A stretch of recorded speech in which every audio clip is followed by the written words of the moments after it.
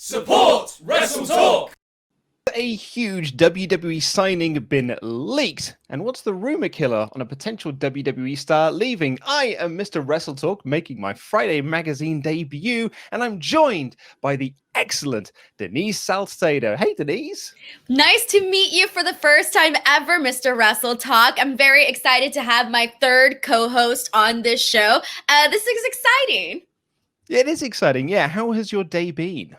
It has been incredibly busy. I actually started my day off like at 6:30 in the morning, and it has been nonstop all day. I posted an Instagram selfie today, and usually I stick around, see how many likes I get, basic female stuff. And turns out that I completely forgot about it, logged on to Instagram right now, and I was like, wait, why am I getting all of these notifications?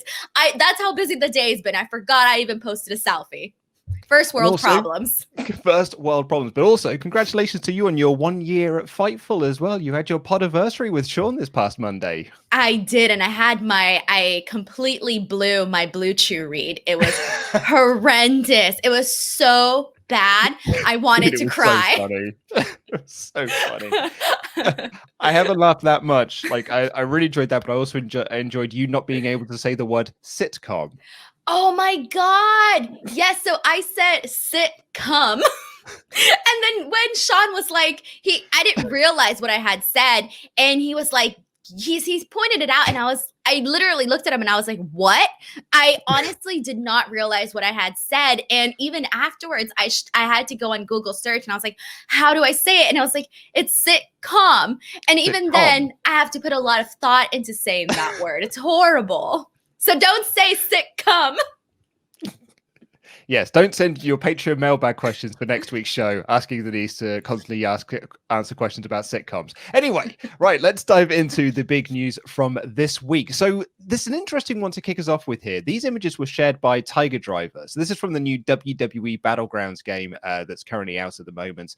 And there's an interesting image that appeared on this, which is this image here. Now, this would seem fairly innocuous. It's just sort of like a little training thing on how to do the Royal Rumble. But down in the bottom right-hand corner here is this image, which is quite clearly Tessa Blanchard. Like, it is the exact same image of Tessa Blanchard from when she won the Impact World title. Wow. It's so weird that she is like that. And like the guy who took the photograph, Basil Mahmoud, tweeted out saying like, hey, how is my image being used in this game without my permission? Because it's, it is a sketch of the image and like he wasn't contacted about it, or they weren't contacted about it. So it's just like really bizarre. And it's interesting because Tessa is currently a free agent. She's been rumored that she's going to be going to WWE since she left Impact Wrestling and vacated the title. Now, her addition in the game doesn't mean that she is for sure signed, but we have seen over the years that like wrestlers appearing in the WWE video games has led to them either coming back, or, in the case of Warrior and Angle coming back, in the case of Sting, actually signing with WWE. Yeah, it's very surprising. But first of all, like going back to the photographer, I hope that he gets his, royalties from that because, we're all starving artists, whether you're a creator and like you're a painter, whether you're a podcast, whatever it is that you're doing, we tend to, struggle a little bit more. So hopefully that all gets resolved for him. But in terms of Tessa Blanchard, I feel that she would benefit so much, not just her, but the entire company from having Tessa Blanchard on the roster if she were to go to NXT. It's Tessa Blanchard. She's arguably the best female wrestler out there. She's top notch. She is one of the best wrestlers, period. So sort of having her be a part of the NXT roster, I think would be amazing. However, I do think that AEW would need Tessa Blanchard a whole lot more. So even though nothing has been confirmed, I really do think that wherever Tessa Blanchard ends up, it's really going to depend on her attitude and how she's feeling at, that current state and time. I was going to say, yeah, like with Blanchard does come the baggage of signing a Tessa Blanchard, because she has got a lot of like, backstage heat with some people. There were a lot of things that were written and said about her when she won the Impact title, and those haven't really gone away. Like they are sort of like, they will probably be with her for a long time. But recently we did our Patreon podcast, which actually went live today, myself and Mr. Davis reviewing All In from 2018. And in that four-way where it's Blanchard, Chelsea Green, Madison Rayne, and Britt Baker, like Blanchard is the star of that foursome. Like she just feels like on a complete different level to everyone else. And it's funny, like the rumors this year were that she was going to be signed by WWE, but straight onto the main roster and like put into this big program with Charlotte. And they were talking about, WrestleMania programs for her, and like, pushing her as like the next big thing in their women's division. So I can see WWE making a big play for Tessa Blanchard, and I think it's interesting then that she has kind of featured in a way in this new game. And yeah, we've all heard the stories about Tessa Blanchard, but who's to say, people change, people grow. Maybe she has a new perspective on things. We don't know. And obviously all of the social media stuff that happened to her, not that happened to her because obviously they were justified based on the stories that we heard, but it is sort of that thing where it's like, well, how do you shake something like that off? It's not something you can get rid of, but the thing that you mentioned about Tessa Blanchard standing out to you from all the women, I honestly feel like it doesn't, you look at her wrestle and she doesn't wrestle like every other female out there. She has a very different dynamic when it comes to how she goes into the ring. Just everything she does comes with a different type of intensity and a different type of, I don't even know, like this presence that she brings into each move that she does. And if she were to go to WWE, I definitely see her. I mean, yeah, she would do amazing things in NXT, but I can definitely see them, saying like, hey, like she's a main roster person. Let's put her up there because she's one of those women that would have phenomenal matches with Charlotte Flair, Asuka. I mean, you name it, pretty much every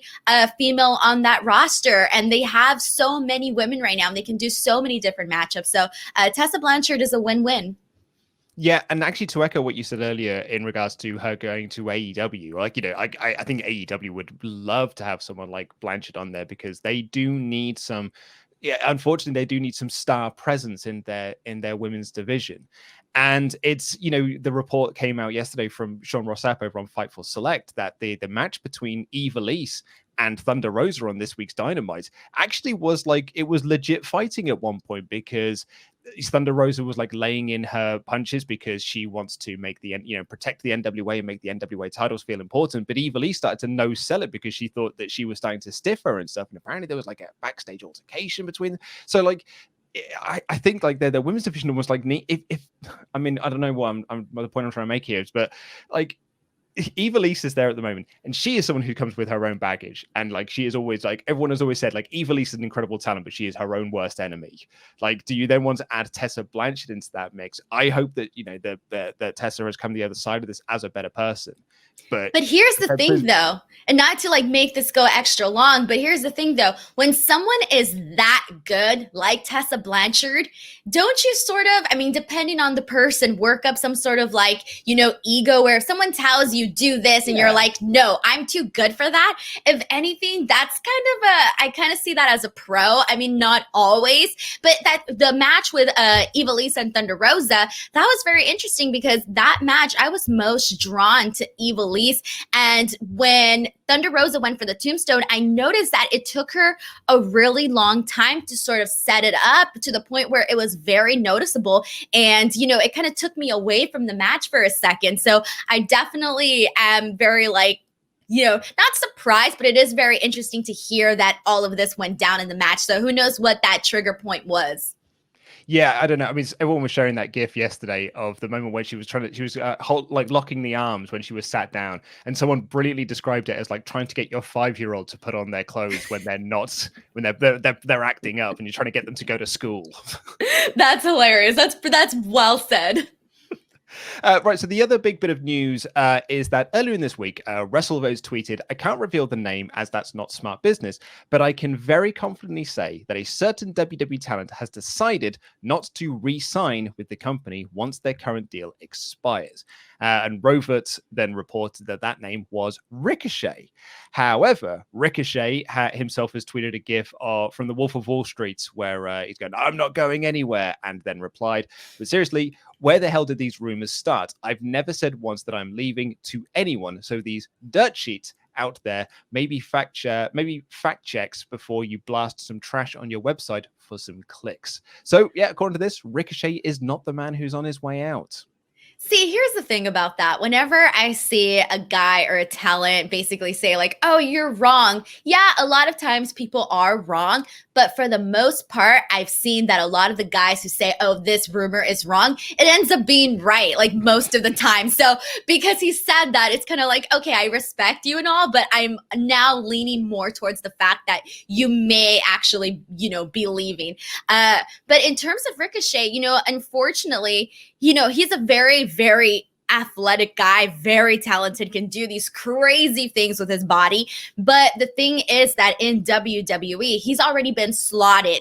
Where he's at right now, I can't see them, pushing him any further or, sort of getting him in a different spot on the roster. He's already kind of where I think they think his potential is. So I mean, if you're not happy, might as well, you don't have to stay. You can go and do whatever else you want, especially right now when you're at the age that you could still do it, when your body can still do it. And I mean, he would be fantastic. And not just AEW, but New Japan Pro Wrestling. I mean, AEW isn't the only option out there. So I think that if he's, not creatively fulfilled, but if he's just not fulfilled in the company, then by all means, go and try something else, try something new. And, watching Raw every single week, like Ricochet hasn't had really, maybe last week was like the biggest moment that he's had where he was going, cutting this great promo on Cedric Alexander and the Hurt Business. But besides that, we really haven't been able to see much of him.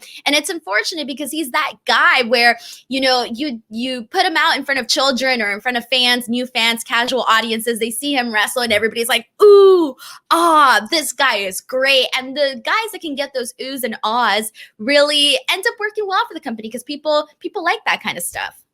Absolutely. Yeah. Like he's a guy that they labeled him with the superheroes can be real gimmick. Like that was his thing. He was saying it in like every promo. It's like, I'm going to go out there and prove that superheroes can be real.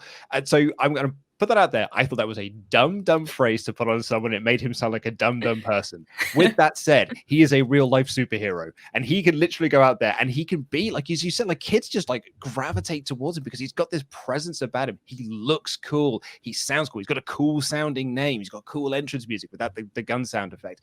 And then he goes out there and does these amazing like flips and stuff. And he just feels awesome.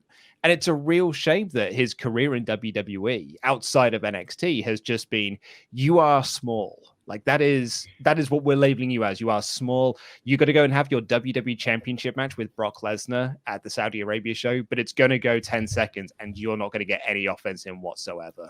Exactly. And I think that, when he was teaming with Cedric, they could have easily marketed their tag team to be somebody like the Hardy Boys, where they're that extreme team, obviously not identical to the Hardy Boys, but they could have given them that, these are the high flyers of the company. Like you never know what crazy things they're going to do when they're out there. And so they could have been marketed a lot differently, I think. Yeah. Like Kendrick and London, just sort of like, yes, there you go. Of that team. And like, they got really over in an era when like WWE hated tag team wrestling. I mean, they still hate tag team wrestling now, but like when Kendrick and London held the belts for like 5 years or something and no one ever really cared about the title reign, but kids really liked the team and, and really popped for them. To also echo your point as well, as soon as Ricochet said, yeah, it's definitely not me. I have no idea where these dirt sheets are getting their reports from. I was like, oh, it probably is you though, isn't it, Ricochet? Because like, lest we forget, FTR on the Talk is Jericho podcast admitted that they were also being those guys who were just like, it's not us. We don't want to leave. We don't want to go to AEW. And then we're like, yeah, but really, we were already asking for our release because we wanted to go to AEW. Wow. You see, I don't believe it. I just don't. You can't fool me, okay? And also, like, I sometimes get like when, it's a very popular thing to sort of attack the dirt sheets. And if you think about it, like I almost feel like wrestling is really like the only place where you see the talent attack the dirt sheets. And I almost feel like there are dirt sheets. I get it. But there are so many other media outlets that, they're not dirt sheets. They're reporting the best that they possibly can. And maybe I'm biased because I work for like a bunch of them. But I just think like, I really wish that would stop being a thing, because it's like, if this person isn't talking about you, who's going to talk about you? Who's going to talk about what you're doing on the show? Who's going to talk about whether or not you're going to this company or staying here or your contract's here? Like, just Jared isn't going to do that. There's got to be somebody that's focusing on, wrestling. Absolutely, yeah. There are smart wrestlers out there who really know how to play the dirt sheet game. Like, I think Heyman was very good at that in the 90s. Like, he was effectively feeding Meltzer stories, so that Meltzer would report those stories and effectively help other guys. Like, he would say, like, oh, they're having conversation with WCW, WWF read that, and they're like, oh, okay, well, we need to get onto that guy now because apparently he's already having talks with the other company. So there are people who are very smart at playing the game. But yeah, I think there is this almost, just playing the I hate the dirt sheets are killing the business, this, that, and the other. And like, if anything, like the dirt sheets have only ever improved, like not improve the business, but help like grow the business and sort of like get the words out, people like Ricochet and Ospreay, like that match that they had was helped massively by social media, but also by people like Meltzer and Sean and all these people talking about that match. Yeah, so I will tell you, when I was at PCW Ultra, like maybe last year, they did this thing where they had the MC go around and ask people, and this is like a very crowded indie event here in Southern California. They had, the MC go around and ask people like, hey, how'd you find out about us? Blah, blah, blah. So they put the mic on one guy, and this guy was I think he was from Ireland, and they asked him like, what are you doing here? And he's like, oh, Dave Meltzer said that I should check out, PCW Ultra. So I did, and here I am. And I just thought, holy moly, like that is crazy that, someone's influence can, persuade someone to go check something out. And so you just never know like the kind of impact that, these dirt sheets could be having on people. They could go check things out. They can hear like, oh, this match was really good. It was 5 stars or whatever. Then that person will be like, you know what? I got to check this match out if people are saying it's so good. People got FOMO. You got to feed off the FOMO. But anyway, point of the story is we think it's Ricochet. Ricochet's probably leaving, and him denying it probably means it's him. Yes. And lastly, before we get into the mailbag, just looking at the viewing figures from the Wednesday Night War. It's the first time in like a few weeks that we've actually had like the Wednesday Night War, because they've been on opposite nights. They've been like, and it's been a while. So AEW won out, 886,000 viewers, obviously, which is down from the million that they did last week. And NXT averaged 689,000 viewers. I can do numbers, which is down 17.8% from running unopposed last Tuesday night. I mean, you talked about this with Luke Owen on a podcast a couple of weeks back, but these have got to go onto different nights. They've got to go onto different nights at this point. I honestly think it would make my life easier, because yesterday was so stressful, like trying to watch AEW, NXT, the ACMs. I mean, it was a disaster. It was a disaster because at the end of the day, I had to go back and rewatch something that I had already seen because I didn't get to pay that much attention. And so I don't like watching multiple things at the same time.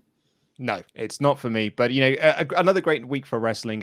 Really excited about this NXT, this gauntlet thing. They've got this gauntlet elimination. I think that's going to be a really, really fun little gimmick. And I thought that AEW was a killer show this week. I thought it was a really, really great show. But yeah, my hope is that USA Network will look at these numbers and be like, do you know what? Let's just move it to Tuesday nights. Just put it onto Tuesday, and like you say, God, my life will be so much easier. My life will be so and this channel's life will be so much easier. Think about us, WWE. Think about the difficulty that we have trying to cover your product. Exactly. Right, let's dive into the mailbag then. If you want to submit a question to the mailbag, all you got to do is become one of our awesome pledge hammers on Patreon at any dollar amount and leave a comment in the community tab. Do not email me. I will just lose it. Bad at my job, like Luke Owen was. And if you are one of our $5 and above backers, you get our All In podcast that we just did. Me and Mr. Davis for 3.5 hours talked about All In. And fun fact for you, the first hour is just talking about the Wrestling Observer newsletter from the time of its release. We dive into all of the numbers, all of the statistics, how the show came together, all the backstage news and the backstage reports from it. Oh, it was so much fun to revisit. Also, it was my first time seeing that show. Wow. Yeah. Sounds good. I know. I was on my honeymoon when it was on, so I didn't see it. By the time I got back, there was too much stuff for me to do, which is actually the same story that Luke had. And I've only ever seen one match. I'd only ever seen Kenny Omega versus Penta. So like I'd never seen the whole show. So it was actually really nice last Monday to sit down and watch the show from start to end. You know what? Believe it or not, you got to have a life outside just watching wrestling. Oh, yeah, absolutely. Right, so let's dive into the mailbag. Robert Ray says, my question is, while Vince is still in charge, do you ever think we'll get a Big Four pay-per-view in the UK again? Or is it best we can hope for a super showdown like Australia got a few years ago? I've got a feeling that Vince considers SummerSlam 92 a failure, and that's why the UK never got a big pay-per-view again.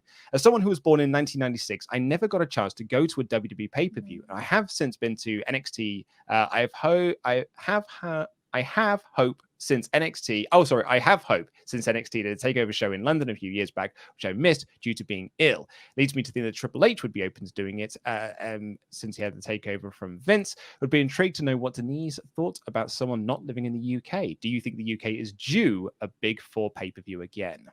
First of all, I feel very privileged that I don't have to worry about this.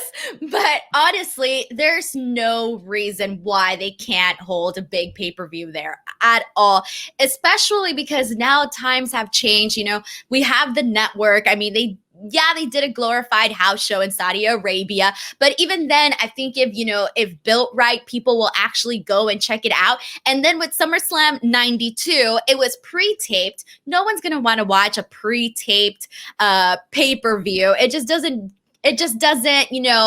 mesh well, right? Not mesh well, but people aren't as interested in that. And one of the other things that I was also kind of thinking about too is that they had the match British Bulldog Bret Hart as the main event, and so with that being said, it's like, okay, that match appealed to the audience there for SummerSlam 92. It didn't necessarily appeal to the American audience, so I think that's the fact that it didn't appeal to the American audience, and the fact that people didn't want to watch a pre-taped pay-per-view, I personally think might have led to the numbers not being so great. But again, times are different now. So I think if anything, the show would feel even much more grander because the audience would be completely hot for it. People would be exciting. And I think that they can definitely make it work.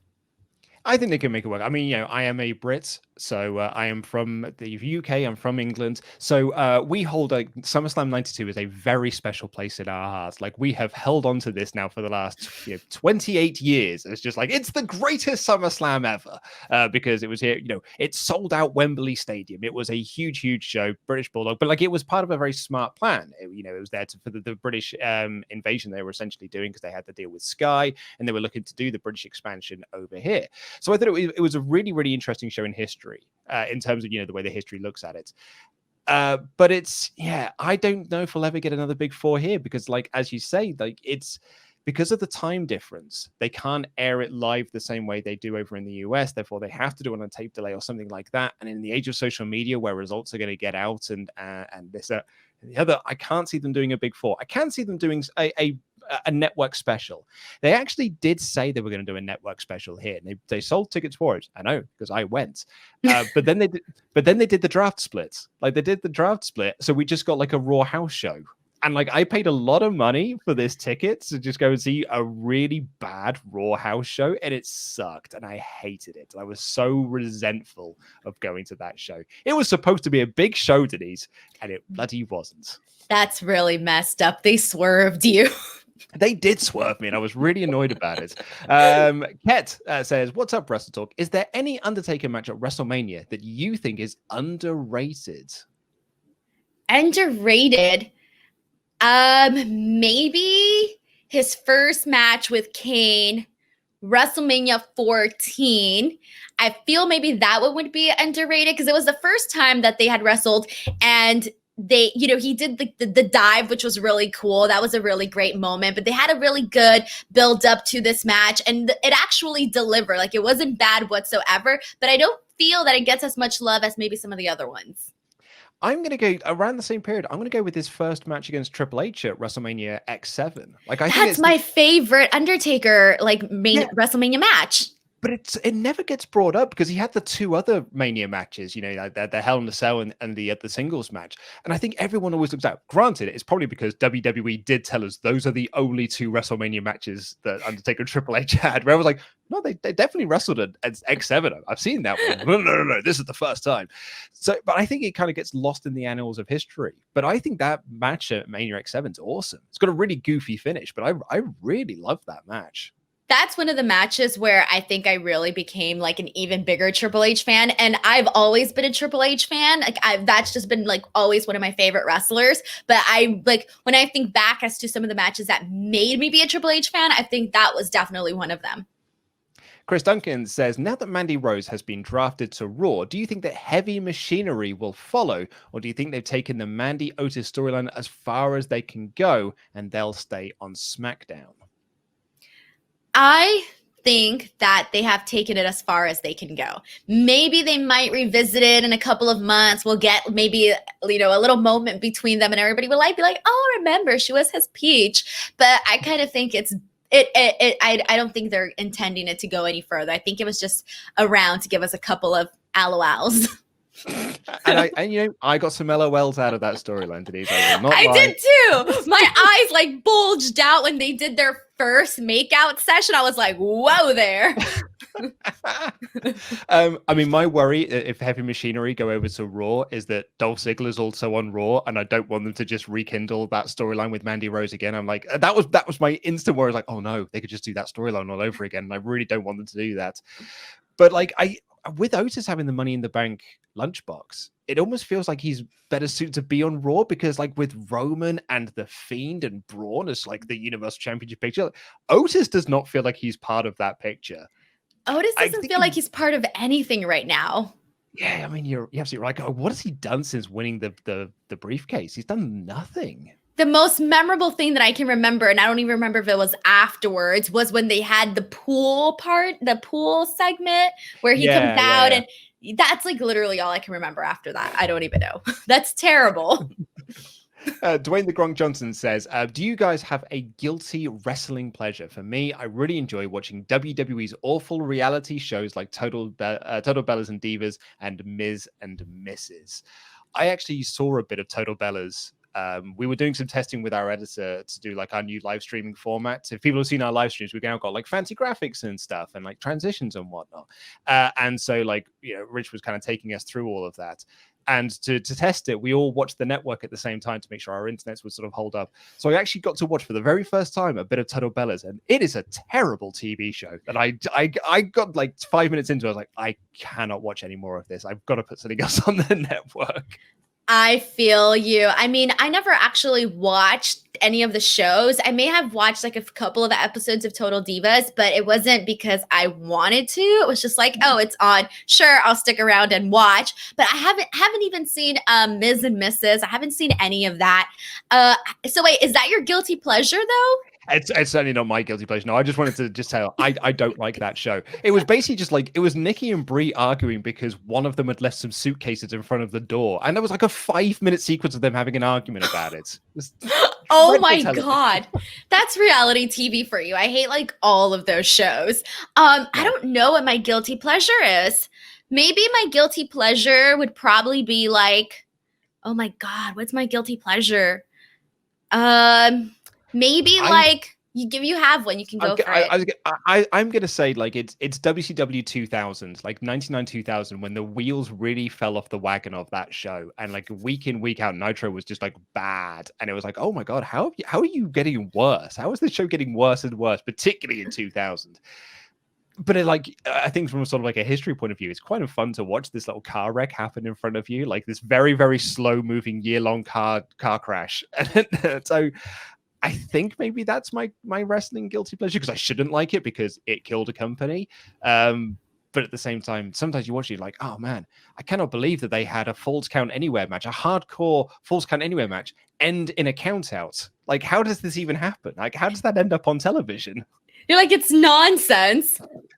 So I think for me, it would be like maybe like if anybody comes out with like any really weird stipulation, like I will be like, what the heck are they even like for example, like even an eye for an eye match, like I'll talk all of this like smack, like, oh, I don't like it. But I think that deep down, the curiosity is what kind of gets me to be like, you know what? I'm secretly interested. Not like the serious version of me that takes wrestling serious, maybe not, but the other half of me that's like, you know what? I'm interested in what this madness is going to be. So I think interesting stipulations like that are somewhat my guilty pleasure, but also, I don't know if this is a good answer. A lot of people really hate Goldberg, and I have a very like I get a kick out of being a Goldberg fan and pissing people off. That's a guilty pleasure. Like people literally trash me for that. I love it. That's such a good answer. Magnus Bernstrom says, with the G1 starting up this Saturday, who do you hope is going to be the winner? And who has not wrestled in the G1 before would you like to see in the tournament? I'd love to see Buddy Murphy, Daniel Bryan, and Cesaro in the G1. I think their wrestling styles suit the tournament and the New Japan style of wrestling. Yeah, I mean, those three names right there is a great, great shout. Yeah, just loving to see Claudio in a G1 tournament. Someone like Owens as well in a G1 tournament where he could just do so much character work with various different people, I think would also be really, really cool. I would say, so in terms of winning the G1, I would go with Kota Ibushi, because I mean that he is just so like beyond talented. I mean, like crazy talented. Like there's no words to describe his work. And I think that either in the final, I think that he should be the one to go off. And I know he won't necessarily take the bout from Naito, but I do think that, you know, having him, you know, like get really hot and, you know, he's just like such a great worker that I think he would get really over really well in the chase of trying to get the belt from Naito. So I think he should be the one to win. And the finals, I think, might be Kota Ibushi versus either Sonata or maybe Kenta from the B block. So I don't know in terms of the B block, but A block definitely Ibushi. And then in terms of someone that would come out in the G1 that hasn't, I'm gonna go with Hiromu. Mm-hmm. Because I would love to see that. And the fact that like we haven't is something that I feel like we need to see. I mean, people pointed this out, like when the blocks were announced, it's like, how is Takahashi not in this tournament, but Taichi is? Like, how has this happened? And I actually I heavily agree with that as well. If you are interested in the G1, we're going to be covering many of the nights of the G1 tournament over on Wrestle2. Tempest of Quizlemania fame is going to be hosting live stream reactions to that. Members of the WrestleTalk team are going to jump in and out of those streams when we can. And we're going to be doing a weekly podcast. Tempest is going to be doing a weekly podcast reviewing the sort of G1 as the weeks go on, as we lead into our climax final, which I'm really excited about, by the way. I'm also going to echo you with Kota Ibushi. I'm just looking at like the blocks again. God, it's a stacked old block. Like Block A is nuts. I renamed Block A to Block Denise, all right? Because every single guy, and I have the list up here, Ishii is literally my like bread and butter. Like when I see him that he's going to be in a match, I'm like, everybody leave me alone. Just let me focus on what's happening here. And then like same thing with Will Ospreay, who I love, and then Ibushi, who are my favorite. But literally everyone on that list is just like, holy. Yeah. You got Ibushi, Jeff Cobb, Okada, Ishii, Ospreay, Takagai, Suzuki, Jay White, Takahashi, and then the odd man out in all of this is Taichi. It's like, why is Taichi in Block A? But even like Block B is no slouch. You got Tanahashi, Juice Robinson, Goto, Yano, Yoshihashi, Naito, Sonata, Zack Sabre, Bloody Jr., Kenta, and Evil. Like the Evil Sonata thing in Block B is really, really interesting, given like, you know, the split of the tag team this year. I think it's going to be an excellent G1. My underdog for this though is Zack, because I'll always be a lover of Zack Sabre Jr. He is one of the nicest guys. I'm always going to love that man. It's not just because he's British, but I'm pulling for Zach to win. All right, let me ask you a question. Are you more in terms of your fandom and what you prefer to watch in wrestling? Do you prefer a Will Ospreay or a Zack Sabre Jr.? If you had to pick, like the style. Oh, and I have seen those two wrestle like more times than I can count. Like I've seen them have more matches than I've had hot dinners. But what do I like? Do you know what? I'm my instant reaction is to say Ospreay. However, I then watch a Zack Sabre Jr. match and I'm like, oh God, it's good. Like it's so great. What I love about Zack Sabre Jr. is that there was a period, like British wrestling was always about like, I'm going to show you the hold that I'm doing and how I'm twisting this man's arm. And then that transitioned over the years into just like, I'm going to do this as quickly as possible because it looks cool to me to really like get into this hold. And Zack has gone all the way back to be like, no, watch this man's arm. And now watch as I twist this man's arm, and I twist it even further, and I twist it in a position it's not supposed to be because the crowd go, ooh. He's amazing. He's great. Yeah, see, I feel like you're leaning more towards Zack Sabre Jr. I feel like you want to say Will Ospreay, but your heart is saying Zack Sabre Jr. It's just that when I think of like two very contrasting wrestlers, those are the ones that I think of. And I'm like, you either fall into this category or that category. Like, what is your fandom? Like, what is the style that you most connect to?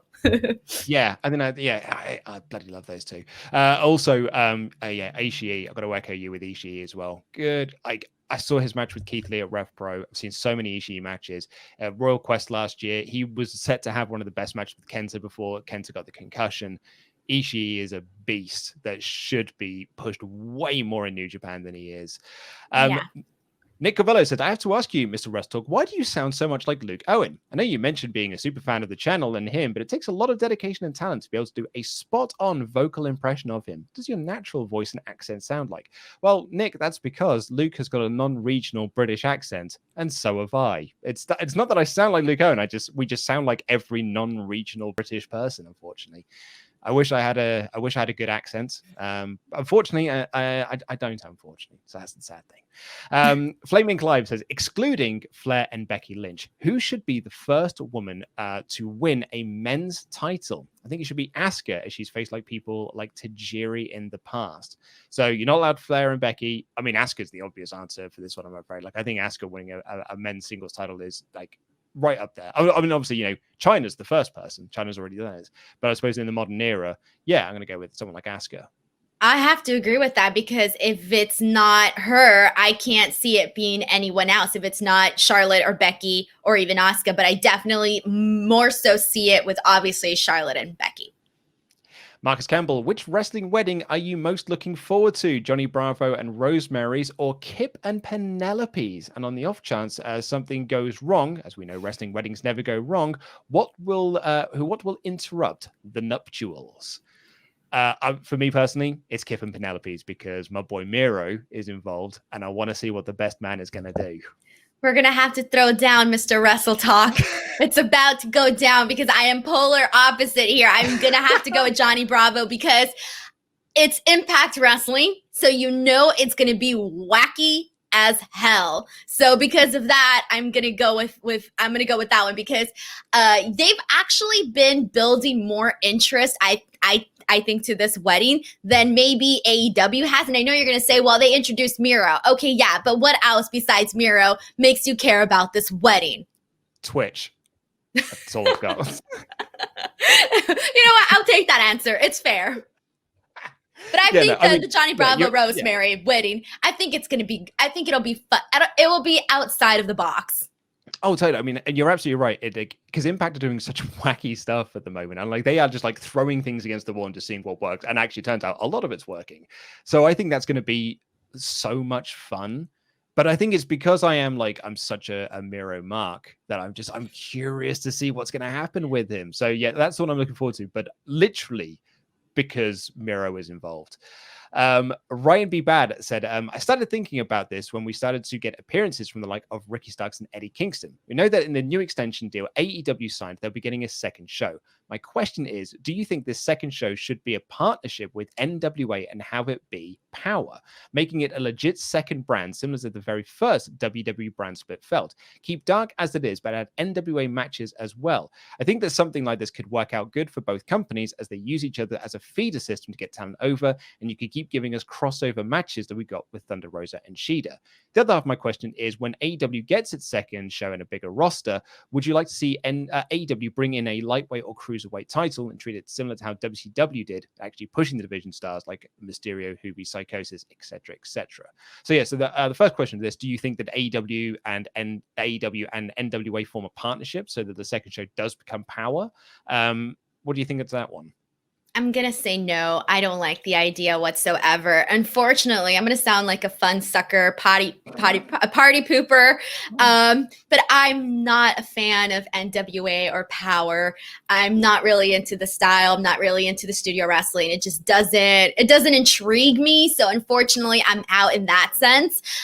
So given that, like, I like the talent, obviously, that are in there, but I'm just not particularly crazy about the style. So I just feel that there's not really as much benefit for AEW in doing this. And given that Tony Khan already said that the only person that he was looking forward to having on, or not looking forward, but the only person he was thinking about having come on to AEW was going to be Thunder Rosa. So I think that he's probably set on that. So I don't see a collaboration happening. Yeah, I'm going to agree with you because, like, as much as I, got a bit of a kick out of the first episode of Power, which is actually the only one I've ever really seen. I've seen bits and pieces, throughout. But like the studio setting is fun as a gimmick and sort of like, to make it feel like, hey, it's the 1970s all over again. That's fun. But if you put that on national television, I don't think that's going to draw the audience that AEW are kind of looking for that will kind of benefit them in a way, which means then all you're going to get is the NWA talent just doing AEW, which means all you're getting is the Raw and SmackDown split, which is that it's not really a brand split. It's the same show, but on different nights and with different people. So yeah, so I don't know for that one. On the other side of things, adding in a cruiserweight championship or a light heavyweight championship or junior heavyweight championship, I'd imagine they'd call it.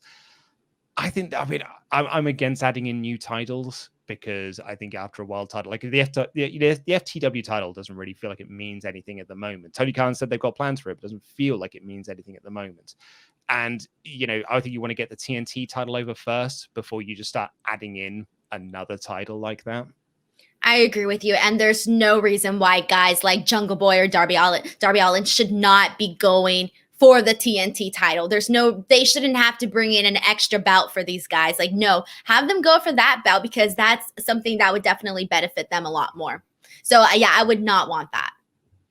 Frank Patello said, since we've had a wide variety of wrestlers with wacky gimmicks, is there a wrestler that you wish you could have seen be more serious? For example, Cornette tells the story of Eugene being one of the best wrestlers in OVW, but hated the way he was portrayed in WWE, and we never got to see the serious Eugene.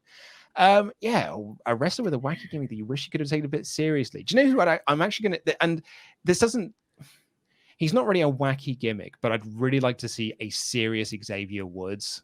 Like, I'd really like to see Woods got over because like he is this, very charismatic guy and he is this very fun, but a serious Woods, I think it would be really fun to see. I can definitely see that. I think for me, it would probably be, by the way, I used to really love Eugene. I was a lot younger then, so I think I liked his character a lot more. But I'm gonna go with Santino Marella because he had a legit background in judo. So if anything, that only tells me that he would have done, pretty great stuff with that. So I would go with Santino Marella. That's a really good answer, actually. Alex Kirkman, this is a silly question, but I'm deadly serious, so please do think about it and give this a serious answer. In the future, do you think WrestleMania will ever take place on the moon? I know it's stupid, but honestly, can you see it happening? It's worth a discussion. Okay, given that anything can happen in the WWE, you know what? I'm not going to be around in the year 3000, 4000. I hope that we're all still around, and I hope wrestling is still a thing, and people are still talking about that, and we're in the moon. It's like a thing. then you know what? I can definitely see it happening down the line. I don't, that's Okay, kind of no. like my train of thought there. All right. I mean, earlier in this mailbag question, we were saying like, I mean, the time difference between the US and the UK is really bad, which means they're not going to do a big 4 pay-per-view over here. What's the time difference between the US and the moon? Like, it's gonna be... Is that even like, is that known? Is that even a possibility? I'm not a scientist. I don't know. I'm not even good at math. Doesn't it take like days to get to the moon? I'm not an astronaut either. But like, surely, like, would they like do it days, like, and then we would get it days later, but as a live feed? I feel that you would need the live feed. What they can do though, because doesn't NASA get a live feed of the moon? Do they? I don't know if they do. But if they do, have the audience. But I think the viewer's question though is with the fans in the moon too, right? Or just WWE in the moon? I've just Googled NASA live. They do Because have I'm an thinking official... they can have like the audience at NASA. Oh God, I have no idea. I'm just inventing stuff. But I'm going to say yes, because if the option comes up, Vince will want to do it. Jobber JJ, my question is about Triple H if he takes over from Vince. Wait, hold on. I needed to say something because you said Vince, and I'm like, wait, we're not going to be alive, but Vince definitely is. He's going to outlive us all, Denise. Come on now. He's going to definitely outlive us all. You're right. You know, billionaires do stuff, so we're getting commercial flights to the moon. Like it's only a matter of time before WrestleMania is there. Okay, you know what? You're right. Vince will outlive us. Jobber JJ says, my question about Triple H, if he takes over from Vince, is he really the savior from the almost sunk ship? He'll be better. He is getting his ass kicked on Wednesday nights, especially in the key demos, and the booking has been questionable at times. So do you think he's going to be the savior? I mean, for starters, JJ, I would say that WWE is far from a sunk ship at the moment. Like, they've got money out the wazoo. Like, they are financially fine. Ratings may not be like where they once were 5 years ago, but I still think that the fact that they're making money, that they will be fine. And that's their new level of normal now for their ratings. But will Triple H be the savior that people think he can be?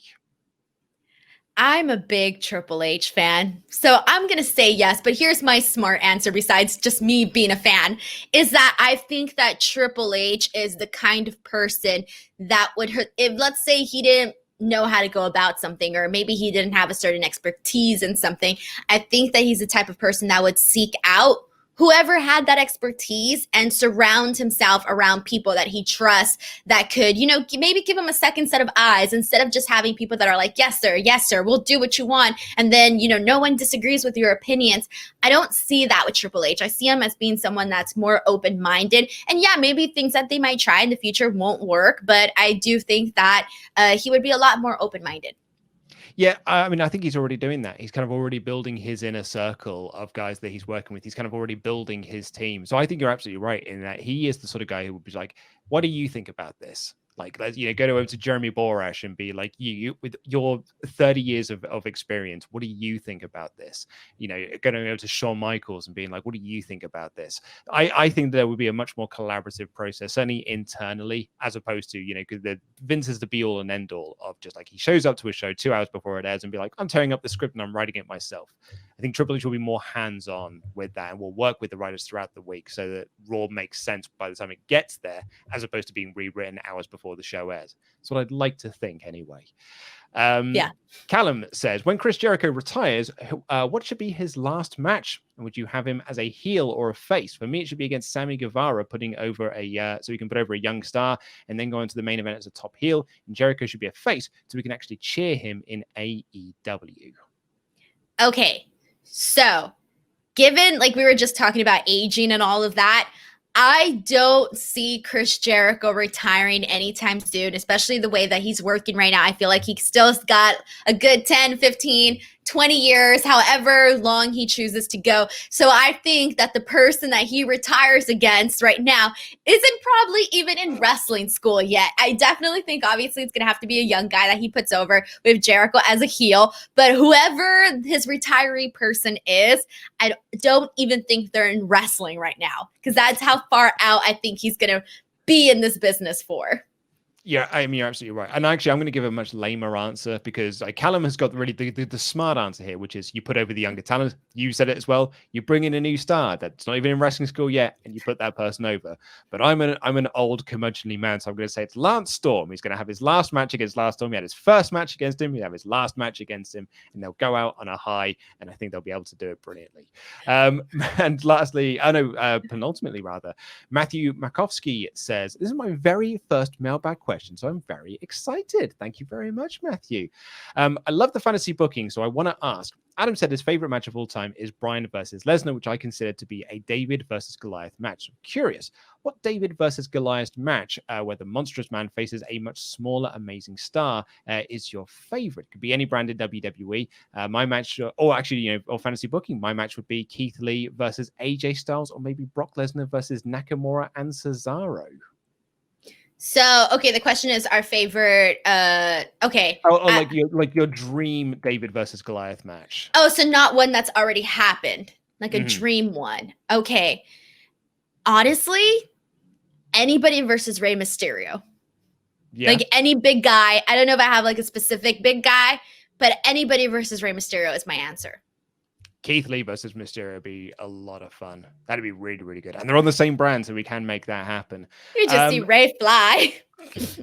I mean, mine is a match that we should have had. I mean, we technically did get it, but not the way that I wanted it to be, which is Brock Lesnar versus Ricochet. Like, I think that Ricochet's great around big guys, and Brock Lesnar is brilliant around smaller guys. And I think that he knows how to work those matches really smartly, but they just booked Ricochet to just get completely squashed by him. I'd like to see a competitive match between Lesnar and Ricochet. I think that would be so, so awesome. But that's what I was actually going to say. Correction. He could have a great match if he likes the guy and is willing to give him a great match. Oh God, when it was his WrestleMania match in Dallas against Dean Ambrose, that was that was the match I was most looking forward to on the card. And boy, that all went downhill.